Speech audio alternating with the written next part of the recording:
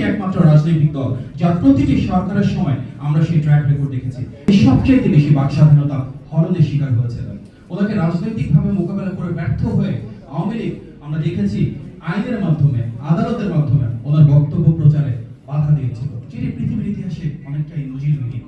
আমাদের আজকের অনুষ্ঠানে যিনি বিশেষ অতিথি জনাব সালাউদ্দিন আহমেদ, বিএনপি জাতীয় স্থায়ী কমিটির সম্মানিত সদস্য, ওনাকেও কিন্তু রাজনৈতিকভাবে দমন করতে ব্যর্থ হয়ে আওয়ামী লীগ গুম করেছে, সর্বোচ্চভাবে মানবাধিকার লঙ্ঘন করেছে। সুতরাং গত 16 বছরে এবং গণঅভ্যুত্থানে সবচেয়ে বেশি বাক স্বাধীনতা হরণের দল হিসেবে, মানবাধিকার লঙ্ঘনের দল হিসেবে বিএনপি বিশ্বাস করে এমন একটি বাংলাদেশ আমরা গড়ে তুলতে চাই, যেটা আমাদের নেতা জনাব তারেক রহমান বলেছেন, যেখানে আইনের অনুশাসন থাকবে, যেখানে বাক স্বাধীনতা থাকবে, যেখানে মানবাধিকার অবশ্যই সুরক্ষিত থাকবে। এটা যে শুধু কথার কথা না, তার প্রমাণ বাংলাদেশের ইতিহাসে বিএনপি একমাত্র রাজনৈতিক দল যার প্রতিটি সরকারের সময় আমরা সেই ট্র্যাক রেকর্ড দেখেছি। শহীদ প্রেসিডেন্ট জিয়াউর রহমান এমন একটি বাংলাদেশ পেয়েছিলেন যেখানে চারটা ছাড়া সব সংবাদপত্র বন্ধ ছিল, তিনি সেগুলো উন্মোচিত করে সে বাক স্বাধীনতা প্রতিষ্ঠা করেছিলেন। দেশনেত্রী বেগম খালেদা জিয়ার সময় সবচেয়ে বেশি দেশি বিদেশি গণমাধ্যম, সংবাদপত্র এবং টেলিভিশন চ্যানেল বাংলাদেশে অপারেশন শুরু করে, যার মূল কাজ ছিল সরকারের ভেতর জবাবদিহিতা এবং স্বচ্ছতা নিশ্চিত করা। বসুন্ধরা টিস্যু, অশুদ্ধতার বিরুদ্ধে এক বিন্দুও ছাড় নয়।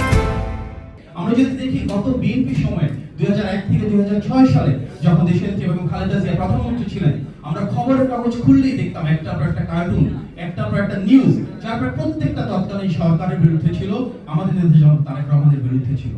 এমন সব অভিযোগ গত প্রায় 24 বছর ধরে করা হয়েছে, যা শুরু হয়েছিল বিএনপি রাষ্ট্র ক্ষমতায় থাকলে।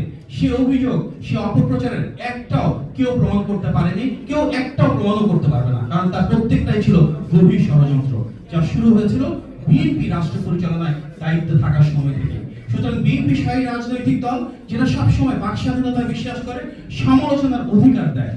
আর তাই ইনশাআল্লাহ সামনে যে বাংলাদেশ আমরা পাবো, ইনশাআল্লাহ জনগণের ভোটে নির্বাচিত সেই বিএনপি সরকারের 31 দফার আলোকে এমন একটি বাংলাদেশ আমরা গড়ে তুলবো, যেটা আমাদের নেতা জনাব তারেক রহমান বলেছেন, যেখানে ঐক্য থাকবে, সহাবস্থান থাকবে, সম্মানবোধ থাকবে, যার ভিত্তি হবে সবার আগে বাংলাদেশ, যেখানে প্রত্যেকটা ব্যক্তির রাষ্ট্রের যারা শীর্ষ পর্যায়ে রয়েছেন, প্রধানমন্ত্রী কিংবা রাষ্ট্রযন্ত্রকে প্রশ্নবিদ্ধ করার, বাস্তবসম্মত এবং যৌক্তিক সমালোচনা করার অধিকার থাকবে।